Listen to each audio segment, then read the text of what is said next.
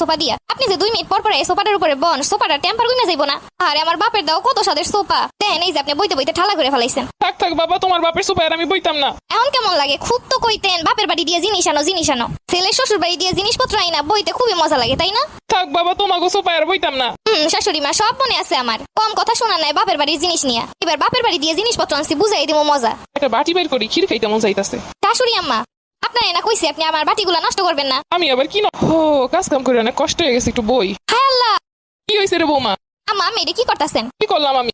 আমার বাপের দেওয়া জিনিসগুলো আপনি এমনি নষ্ট করে ফেলাইবেন। এইসব কি কইতাছো বৌমা? সরেন নামেন আপনি সোফা দিয়া আপনি যে 2 মিনিট পর পর এই সোফাটার উপরে বন সোফাটা টেম্পার কইনা যাইবো না। আরে আমার বাপের দাও কত স্বাদের সোফা দেখেন এই যে আপনি বইতে বইতে ঠালা করে ফেলাইছেন। থাক থাক বাবা, তোমার বাপের সোফা আর আমি বইতাম না। এখন কেমন লাগে? খুব তো কইতেন বাপের বাড়ি দিয়ে জিনিস আনো ছেলের শ্বশুর বাড়ি দিয়ে জিনিসপত্র আইনা বইতে খুবই মজা লাগে তাই না? থাক বাবা, তোমাকে সোফা আর বইতাম না। শাশুড়ি মা সব মনে আছে আমার, কম কথা শোনা নাই বাপের বাড়ির